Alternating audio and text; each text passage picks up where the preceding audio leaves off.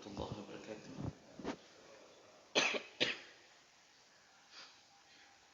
Innal hamdalillah nasta'inuhu wa nastaghfiruh wa na'udzu bihi min shururi anfusina wa min sayyiati a'malina. Man yahdihillahu fala mudilla lahu wa man yudlil fala hadiya lahu. Asyhadu an la ilaha illallah wahdahu la syarika lahu wa asyhadu anna Muhammadan 'abduhu wa rasuluhul karim. Allahumma shalli wa sallim ala nabiyyina Muhammadin wa ala alihi wa ashabihi ajma'in. Amma ba'd. Rabbi shrah li sadri wa yassir li amri wahlul 'uqdatam min lisani yafqahu qawli. Segala puji bagi Allah, kemudian salawat dan salam kepada Rasulullah, pada keluarga dan seluruh sahabat-sahabatnya. Bapak Ibu yang Allah muliakan, insyaallah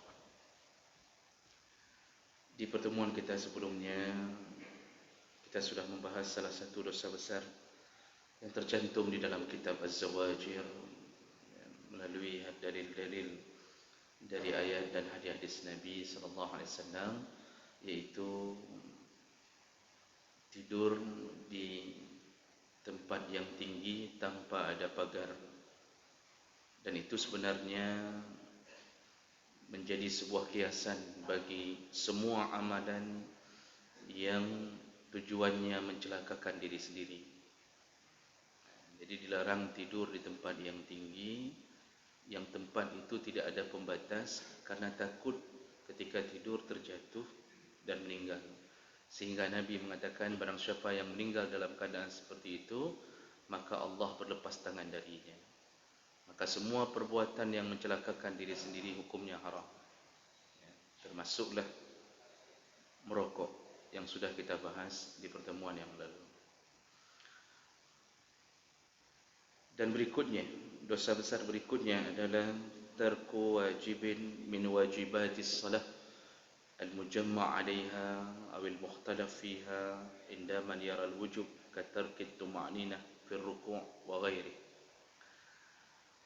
yaitu meninggalkan kewajiban-kewajiban dalam salat, baik yang kewajiban itu menjadi hal yang disepakati oleh para ulama ataupun yang berbeda pendapat di antara para ulama, bagi yang melihat itu adalah sebuah rukun atau kewajiban.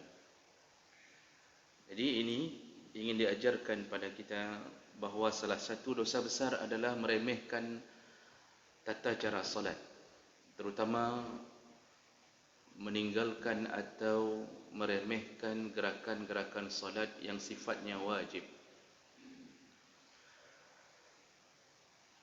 atau amalan-amalan dalam salat baik qauli maupun fi'ali.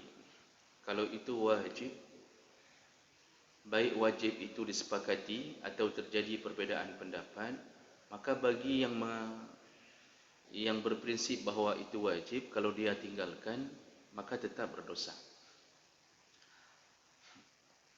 Dan selain daripada dosa, batal salatnya. Karena ada perkara-perkara dalam salat yang sepakat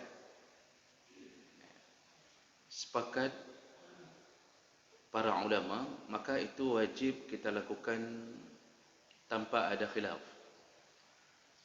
Contoh, sepakat semuanya tentang wajibnya membaca Al-Fatihah di dalam salat. Kalau kita tinggalkan Al-Fatihah, maka tentu pertama menyebabkan batalnya salat. Yang kedua, meremehkan bacaan Al-Fatihah menyebabkan dosa besar di sisi Allah Subhanahu wa taala, terutama dalam salat. Nah, kemudian terjadilah perbezaan pendapat dalam urusan Al-Fatihah ketika salat itu adalah salat berjamaah. Tadi semua sudah sepakat Al-Fatihah adalah rukun salat. Tapi bisa terjadi perbezaan pandangan ketika sudah melakukan salat jamaah. Di sisi mazhab Hanafi dan Maliki, makmum tidak wajib membaca Al-Fatihah, karena bacaan imam adalah bacaan makmum. Jadi dengan mendengarkan bacaan imam, maka itu sudah menjadi bacaan makmum. Dengan dalil wa iza quri'a 'alaihimul Qur'an fastami'u lahu wa ansitu la'allakum turhamun. Apabila dibacakan Al-Quran di hadapanmu, maka dengarlah, diamlah, semoga engkau mendapatkan rahmat. Jadi ini menjadi dalil bagi yang menyatakan tidak wajib bagi makmum baca Al-Fatihah, cukup dengarkan bacaan imam. Tapi syaratnya dia mendengarkan bacaan imam. Di sisi mazhab Syafi'i, makmum tetap wajib baca Al-Fatihah. Dengan dalil Rasulullah mengatakan la salata liman lam yaqra' bi Fatihatil Kitab. Tidak sah salat kecuali mereka membaca Al-Fatihah. Dan menurut mazhab Syafi'i ini berlaku baik bagi makmum, baik bagi imam maupun makmum. Jadi ketika sudah mengucapkan amin, maka makmum pun wajib membaca masing-masing dengan Al-Fatihah. Nah, bagi yang meyakini tentang prinsip mazhab Syafi'i, maksudnya yang disebut tadi baik dalam keadaan perbezaan pendapat, maka bagi mereka yang meyakini itu tetap wajib baca Al-Fatihah. Tapi bagi mereka yang meyakini pandangan dari mazhab Hanafi dan Maliki, silakan, tidak mengapa untuk meninggalkan bacaan Al-Fatihah bagi makmum. Syaratnya dengarkan. Maka jemaah menekan Allah Subhanahu wa taala, dan ini berlaku pada semua perkara. Menurut mazhab selain Syafi'i dan Hambali, bismillah tidak termasuk Al-Fatihah. Sedangkan di sisi Syafi'i dan sebahagian Hambali, bismillah termasuk Al-Fatihah. Maka barang siapa yang tidak membaca bismillah, tidak membaca bismillah ketika memulai Al-Fatihah, maka bacaan Al-Fatihahnya batal. Dan barang siapa yang batal bacaan Al-Fatihahnya, batallah salatnya. Tapi itu di sisi mazhab Syafi'i dan Hambali. Cuma Hambali bedanya disuruh kecilkan suara, bukan disuruh jaharkan suara. Tapi di sisi mazhab Hanafi memang tidak termasuk Al-Fatihah. Jadi bagi yang meyakini wajibnya bismillah, wajib membaca bismillah. Kalau tidak, terkena dosa besar karena meninggalkan sesuatu yang wajib. Jadi intinya, pada hal yang terjadi perbedaan, itu cukup berdiri di atas prinsip masing-masing. Tetapi kalau mau melakukan satu perkara dalam satu urusan ibadah, sepakat para ulama mengatakan tidak boleh terjadinya talfiq, tidak boleh terjadinya campur aduk dalam semua pandangan dalam satu urusan salat, dalam satu urusan ibadah. Itu yang tidak dibolehkan, karena akan menyebabkan timbulnya jawaban-jawaban yang membuat salat kita batal dari semua sisi. Jadi jangan campur adukkan pandangan ijtihad dalam satu urusan ibadah. Kalau sudah berpindah ke bab yang lain, silakan. Dalam urusan salat, jangan campur adukkan yang menyebabkan batal salat di sisi imam-imam mujtahid. Contoh, kita berwudu itu dengan gaya mazhab Syafi'i. Artinya dalam mazhab Syafi'i, sehelai rambut pun itu sudah dianggap sah. Walaupun mazhab Syafi'i sendiri tidak pernah menyuruh itu. Yang disuruh tetap seluruh kepala. Cuma yang ingin dikatakan, minimal satu helai rambut ujung usulul sya'r terkena air, bukan rambutnya, akar rambutnya, artinya bahagian kepala terkena air, sudah sah. Kita berwuduk dengan cara begitu. Jadi kita cilet saja begini, menurut mazhab Syafi'i sah. Sedangkan menurut mazhab Malik tidak sah, karena wuduk harus seluruh kepala. Harus seluruh kepala. Kalau tidak seluruh kepala, maka batal wuduknya. Lalu setelah berwuduk dengan mazhab Syafi'i, kita bersentuhan dengan istri kita. Di saat seperti itu, kita berpindah ke mazhab Malik. Kita mengatakan bahawa tidak batal. Dalam mazhab Malik, Hanafi tidak batal. Santai mentang. Kita tenangkan istri, mengatakan enggak batal. Sudah, berarti kita berpindah ke mazhab Malik. Lalu kita salat. Sedangkan dalam mazhab Syafi'i, bersentuhan dengan perempuan itu hukumnya membatalkan salat, karena mereka berbeza pandangan ketika memaknai aula mastumun nisa. Maksud menyentuh perempuan setelah wudu itu apa maksudnya?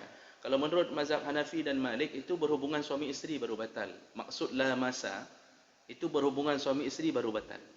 Menurut mazhab Syafi'i bersentuhan kulit dengan kulit batal. Menurut mazhab Hambali kalau bersentuhannya dengan syahwat batal. Kalau tidak ada syahwat tidak batal. Nah, sekarang kita mencampur adukkan semua pandangan dalam satu urusan. Wuduk, salat satu urusan. Satu perkara, satu bab.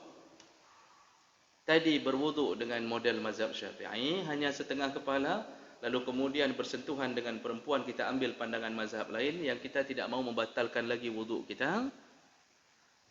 Dalam urusan seperti ini, kalau kita bertanya ke mazhab Syafi'i, apakah salat saya sah? Maka tentu pasti jawabannya tidak sah, batal salatmu. Karena engkau sebenarnya tadi telah batal wuduk dengan bersentuhan dengan perempuan. Ketika bertanya ke mazhab Malik pun mengatakan batal salatmu. Karena tadi engkau berwuduk hanya setengah kepala, bukan seluruh kepala. Akhirnya tidak satu pandangan ijtihad pun yang membenarkan salat kita. Maka dilarang bertalfiq, dilarang mencampur adukkan mazhabnya, bukan buat remeh. Ini bukan suka-suka kita. Galak-galak alum lah. Kalau ditanya kenapa? Sekali baca bismillah, sekali tidak baca, sekali baca Al-Fatihah. Kalau menurut mazhab Syafi'i, makmum yang tidak baca Al-Fatihah di belakang imam, batal solatnya. Menurut mazhab lain tidak batal. Jadi kalau mau ikut pandangan Hanafi dan Maliki tidak baca Al-Fatihah, cukup dengarkan imam. Itu seluruh urusan dari wuduk sampai Z itu mengikut pandangan tersebut. Itu yang disepakati oleh semua ahli ulama. Jadi jemaah melakukan Allah, inilah yang kadang-kadang membuat umat agak sedikit meremehkan urusan seperti ini. Kenapa? Menganggap santai saja, tidak mengapa. Saya hanya sah belah no, sah belah di. Jadi cara mengambil pendapat tidak sah sebelah sini, sah sebelah sana. Jadi begitu saja pandangannya. Lalu ada yang lebih parah lagi mengatakan, kan kita kan tidak perlu mengikuti pandangan mereka. Kan mereka juga manusia biasa. Yang kita perlu ikut langsung ke Nabi. Baik, kalau langsung ke Nabi, Nabi tidak pernah menulis rukun salat. Tidak pernah. Bolehkah kita bertanya kepada satu orang yang tidak mau mengikuti pandangan-pandangan ijtihad, sebutkan dalil tentang adanya rukun salat yang sempurna dari mulai satu sampai terakhir? Tidak ada. Semua itu adalah hasil daripada kerja para mujtahid untuk memudahkan umat agar mengetahui, maka diambil dalil-dalil dari ayat, dari hadis, dikumpulkan, dan itu terjadi perbedaan. Di sisi mazhab Syafi'i rukun salat 13, di sisi mazhab Hambali rukun salat 14. Dan ini adalah hasil kerja ijtihad. Jadi disitulah kita perlu untuk memahami bahawa kerja imam-imam mazhab ini bukan menyesatkan ayat dan hadis, tapi memudahkan orang supaya tidak perlu langsung mencari ayat dan hadis. Cukup hanya dengan membaca pandangan, maka mereka sudah mendapatkan maksud dari ayat dan hadis tanpa harus menghafal dalilnya. Maka jemaah melakukan Allah Subhanahu wa taala, ini yang perlu kita sadari bahawa dilarang dan dosa besar hukumnya meninggalkan rukun atau kewajiban-kewajiban salat yang dia yakini dalam prinsip pandangan mazhabnya.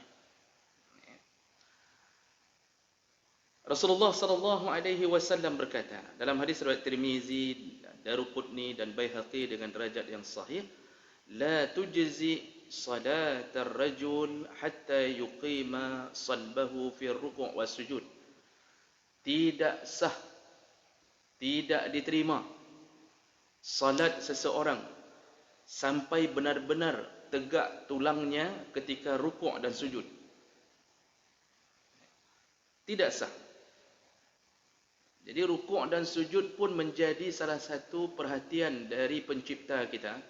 Apakah kita benar-benar melakukan perintah Allah dengan baik atau hanya sekedar asal-asalan saja. Rukuk tidak disebut rukuk kalau badan masih condong setengah ke atas.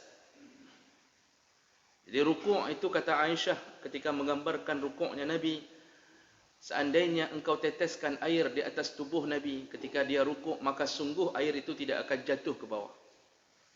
Jadi rukuk itu benar-benar lurus, benar-benar lurus dan pandangan ke arah sujud, bukan ke depan, bukan melihat ke kaki.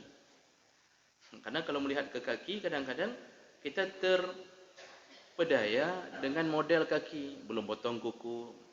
Kita kehilangan khusyuk di situ. Oh mak, kalau muka okey kau. Atau melihat kuku orang di samping, berat apa yang ini dilarang. Jadi tetap pandangan ke tempat sujud. Sehingga kalau tempat sujud, leher pasti lurus. Tapi kalau melihat ke depan, leher tegak sedikit. Melihat ke dalam, leher masuk sedikit. Itu contoh. Dan itu orang tidak boleh berprinsip yang penting rukuk. Asal sudah rukuk, sudah okey. Tidak begitu. Kemudian ketika sujud, disuruh sujud 7 anggota. Jadi makanya semua urusan yang disuruh sujud itu semuanya menghadap kiblat.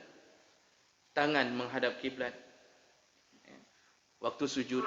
Kemudian sampai ujung-ujung kaki pun disuruh menghadap kiblat. Makanya ketika sujud, kaki dilipat, ujung kaki dilipat, anak-anak jari menghadap ke kiblat.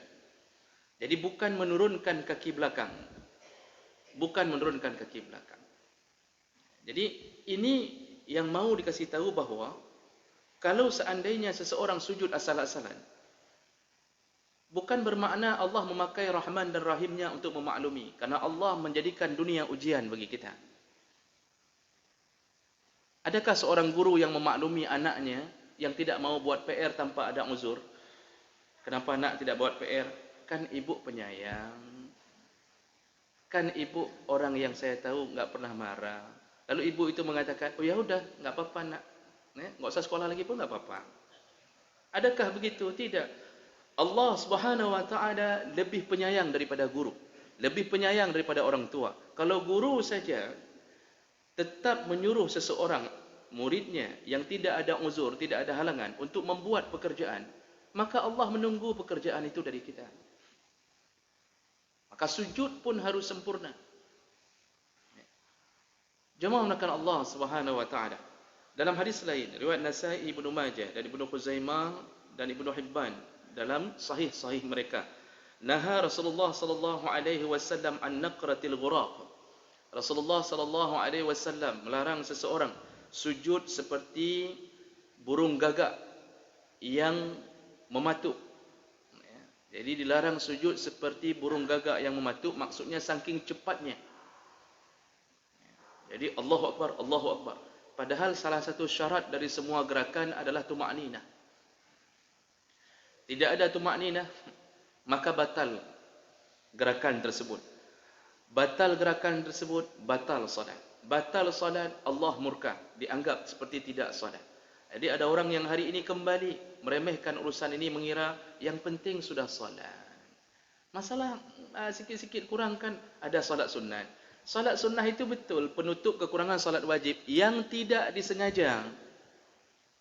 Penutup salat wajib yang kira-kira tertinggal dengan tidak sengaja. Bukan yang ditinggalkan dengan sengaja. Maka tidak boleh seseorang salat saking cepatnya Nabi mengibarahkan seperti burung gagak yang sedang makan lalu mematuk-matuk makanannya. Jadi Allahu Akbar, Allahu Akbar, Allahu Akbar. Ini berdosa besar. Sampai dalam hadis yang lain Rasulullah ketika melihat ada orang melakukan ini, dia langsung panggil, lalu dia mengatakan, irja' salli fa innaka lam tusalli. Salat lagi. Kamu belum salat. Jadi ketika Nabi melihat gaya orang seperti ini, beliau mengatakan dia belum salat. Jadi jangan mengira sudah salat, belum salat. Karena inti salat adalah makbul. Tidak makbul, tidak seperti tidak ada salat. Kemudian Rasulullah menyambung, wa iftirashus sab', dan dilarang salat ketika sujud seperti binatang buas yang duduk melantai. Jadi kita letakkan semua tangan, dari tangan sampai ke siku nempel di lantai. Ini tidak dibolehkan, karena contoh dari Nabi ketika sujud diangkat, siku itu diangkat. Nah, perempuan yang dibolehkan karena perempuan menjaga kehormatan dirinya.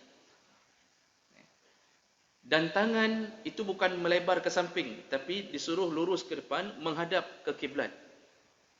Dahi wajib terkena lantai, baik seluruhnya ataupun setengahnya. Dan kalau sujud di atas sesuatu, yang sesuatu itu terangkat dengan sujudnya kita, maka batallah sujudnya. Kita sujud di atas kertas, tapi kemudian kertas itu naik bersamaan dengan naik kita, batallah sujudnya. Tapi kalau cuma sajadah kecil kita letakkan di tempat sujud kita, lalu kemudian ketika kita sujud sajadah itu tidak terangkat, maka dibolehkan, tidak mengapa. Maka jemaah melakukan Allah, Rasulullah melarang sujud dengan gaya model binatang buas melantai. Ini kalau binatang buas lihat harimau, kalau duduk itu seluruh siku-sikunya langsung melantai, dilarang, batal. Lalu wa ayyutina ar-rajul al-makan fil masjid kama yutina al-ba'ir. Juga dilarang, kalau ini tidak lagi berhubungan dengan gerakan sujud, tapi ada satu hal yang makruh. Perkataan berikut ini para ulama mengatakan makruh, yaitu seseorang memesan tempat tertentu di masjid sebagaimana unta yang duduk di satu tempat tidak mau pindah. Jadi maksudnya dia telah memesankan tempat khusus baginya. Tidak boleh ada yang ganggu. Berbeda kalau dia datang memang enggak ada orang. Beliau selalu berada di saf pertama, di tempat tersebut, itu bukan memesan tempat. Itu memang beliau mengejar surga. Selalu di situ tempatnya. Dan beliau berada di saf pertama. Itu memesan surga. Karena Rasulullah mengatakan, seandainya engkau tahu, seandainya orang-orang tahu begitu dahsyatnya pahala berada di saf awal dan menjadi muazzin, maka orang pasti berebut-rebut untuk menjadi muazzin dan berada di saf awal. Nah, orang ini bukan memesan tempat, tapi tempat duduknya di situ terus-terusan. Itu tidak mengapa. Yang dimaksud memesan tempat, orang lain hanya duduk. Jadi dia sudah tulis namanya di atas keramik itu fulan. Atau dia taruh pecinya, itu orang lain enggak boleh ganggu. Bahkan pengurus masjid pun waktu menyapu lantai, peci-peci itu enggak boleh kena. Ini yang disebut memesan tempat. Dia marah kalau ada orang lain yang sudah duluan mendapatkan itu, dia marah lalu dia mengatakan, "Hai, ini tempat saya nih. Enggak tahu siapa saya." Aku tanpa gende. Misal begitu contoh. Jadi jemaah melakukan Allah Subhanahu wa taala, dia marah. Ini sudah seperti unta. Rasulullah melarang pekerjaan seperti ini. Alhamdulillah kalau tempat dia berada di tempat yang dimuliakan. Tapi yang anehnya ada orang pesan tempat paling belakang. Jadi orang lain enggak boleh duduk di tempat paling belakang itu. Cuma dia yang boleh di situ. Jumat dia di Bintih itu, kemudian salat wajib dia di situ. Pokoknya di tempat yang paling tidak disukai itu yang dia pesan. Ini manusia aneh yang berada di dalam masjid Allah Subhanahu wa taala. Lalu Rasulullah sallallahu alaihi wasallam juga mengatakan, aswa'un nas surqatal ladzi yasruq min salatihi. Seburuk-buruk manusia adalah pencuri. Yang pencuri itu mencuri dalam salatnya. Lalu kemudian qalu ya Rasulullah, kaifa yasruqu min salatihi? Bagaimana seseorang bisa mencuri dalam salatnya? Rasulullah menjawab, qala la yatimmu ruku'aha wa la sujudaha. Dia tidak memperbagus salatnya, dia tidak memperbagus sujudnya dan rukuknya. Pencuri. Rasulullah mengatakan dengan istilah pencuri. Lalu kemudian Rasulullah sallallahu alaihi wasallam dari Abu Qasim Al-Isbahani, Rasulullah berkata, innar rajula la yusalli 60 sanah wa ma taqabbala lahu salatan la'allahu yatimmu ruku' wa la yatimmu sujud wa yatimmu sujud wa la yatimmu ruku'. Akan ada, kata Rasulullah, ada orang yang 60 tahun salat, tidak satu pun salatnya diterima Allah Subhanahu wa taala. 60 tahun salat tidak sekalipun diterima oleh Allah. Siapa mereka? Yaitu yatimur ruku' wa la yatimmus sujud. Ada orang bagus rukuknya, tidak bagus sujudnya. Ada yang bagus sujudnya, tidak bagus rukuknya. Jadi berhati-hatilah. Perlu belajar kembali tentang tata cara salat. Dan sebagus-bagus salat adalah salatnya Nabi SAW. Cuma Bapak Ibu yang dimuliakan Allah, ketika menemukan perkara-perkara yang terjadi khilaf, itu tidak perlu kita sampai menegakkan benang basah. Masalah urusan baca bismillah tadi, masalah urusan cara turun dari berdiri menuju ke tempat sujud, lutut duluan atau tangan duluan, itu khilaf. Jadi tidak perlu kita merasa bahwa kita yang paling benar. Cara duduk tasyahud, kalau menurut mazhab Hanafi dan Maliki, semua duduk, baik tahiyat awal, tahiyat akhir, duduknya adalah duduk tasyahud seperti duduk tasyahud awal atau iftirash. Jadi mazhab Hanafi mengatakan seperti duduk iftirash. Kalau menurut mazhab Maliki, semua duduk, baik tahiyat awal maupun tahiyat akhir, duduknya adalah duduk tawarruk. Duduk seperti tahiyat akhir. Mandum, rakaat kedua, rakaat keempat, begitu duduknya, seperti duduk tahiyat akhir. Menurut mazhab Syafi'i, rakaat pertama duduknya iftirash. Duduk tahiyat pertama iftirash. Duduk tahiyat akhir tawarruk. Menurut mazhab Hanbali, pada 4 rakaat ikut seperti Syafi'i. Tapi kalau salatnya cuma 2 rakaat saja sekali salam, maka duduknya adalah seperti duduk tahiyat awal atau duduk tasyahud. Ini khilaf.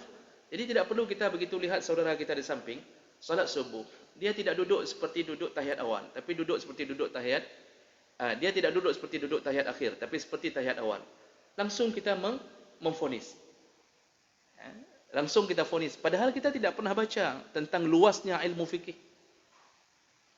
Jadi kita merasa bahwa kita paling benar. Ada yang lebih aneh lagi. Selama ini duduk seperti mazhab Syafi'i. Rakaat kedua dengan rakaat keempat antara iftirash dan tawarruk. Begitu mendapatkan pengetahuan dari sebuah pengajian, bahawa duduk yang paling baik adalah duduk kalau yang 2 rakaat saja duduknya seperti duduk tahiyat awal saja. Langsung dirubah gaya duduknya. Gaya duduknya. Jadi seakan-akan yang selama ini dilakukan adalah sebuah kesalahan besar. Padahal itu cuma perbedaan pandangan saja. Dan semua berdalil. Pak. Jadi jemaah maka Allah Subhanahu Wa Taala sebagai penutup, perlu kita ketahui. Saya bacakan hadis Nabi yang terakhir, yaitu tentang kondisi solat kita ketika solat itu cacat. Hadis riwayat Baihaqi. Rasulullah sallallahu alaihi wasallam berkata, dan hadis ini dikatakan hasan oleh banyak ulama. Man tawaddaa fa ahsana alwudu, barang siapa memperbagus wudunya, summa qama ila shalah, lalu dia salat, fa atamma ruku'aha wa sujudaha, lalu dia sempurnakan rukuknya dan sujudnya, wal qira'ah fiha, lalu dia perbagus bacaan al-Fatihahnya, dia perbagus semuanya. Qalatis shalah, setelah dia selesai salat itu berkata, hafizakallah kama hafadtani, semoga Allah menjagamu seperti engkau menjaga aku. Jadi kalau kita perbagus semuanya, benar-benar khusyuk, benar-benar bagus setiap bacaan, salat berkata, semoga engkau dijaga Allah seperti engkau menjaga aku. Summa sa'ada ila sama', lalu kemudian salat itu menuju ke langit, dibawa ke langit oleh malaikat. Walaha dhaw'un wa nur, dan dia punya cahaya yang terang benderang. Wa nur, juga cahaya. Jadi daw terang benderang, nur cahaya biasa. Wa futihat laha abwabus sama', dibukakan oleh malaikat pintu-pintu langit agar salat itu bisa menembus langit. Hatta yantahi biha ila Allah, sampai dia bertemu dengan Allah. Fatashfa' li sahibiha, maka Allah simpan salat itu, lalu akan diberikan syafaat nanti dari salat untuk orang yang menjaga salat. Wa idza lam yatimmu ruku'aha wala sujudaha wala al-qira'ah fiha, dan ada orang yang salatnya tidak memperbagus rukuk, tidak memperbagus sujud, baca al-Fatihah asal-asalan. Qalat, maka salat berkata, dayya'akallah kama dayya'tani, semoga engkau disia-siakan oleh Allah sebagaimana engkau menyia-nyiakan aku. Kata salat. Summa sa'ada biha ila sama', lalu dia berangkat menuju ke langit. Wa 'alaiha dhulmatun, lalu dia lihatlah langit ternyata gelap. Fa ughliqat dunaha abwabas sama', karena dia membawa sesuatu yang tidak baik, iaitu salat yang cacat, maka di pintu langit ditutup oleh para malaikat, tidak diterima salat tersebut, tidak menembus ke langit. Summa tuliffa kama yalufu saub, lalu dilipatlah salat itu seperti dilipatnya pakaian. Jadi membentuk sebuah benda yang dilipat oleh Allah Subhanahu wa taala melalui tangan malaikat tentunya, fayadribu biha wajhu sahibiha, lalu Allah pukulkan benda tersebut ke wajah pemiliknya. Walaupun tidak terasa dipukul oleh Allah, maksudnya Allah cabut keberkahan. Allah cabut keberkahan dari hidupnya. Begitulah Rasulullah menggambarkan bagaimana keadaan salat kita ketika kita meremehkan rukun-rukun salat dan hal-hal yang wajib seputar salat. Mudah-mudahan ini bermanfaat bagi kita dan semoga Allah Subhanahu wa taala memberi kita istiqamah untuk melakukan ibadah kepadanya dengan sebaik-baik ibadah. Subhanakallahumma bihamdik asyhadu an la ilaha illa anta astaghfiruka wa atubu ilaik. Wassalamu alaikum warahmatullahi wabarakatuh.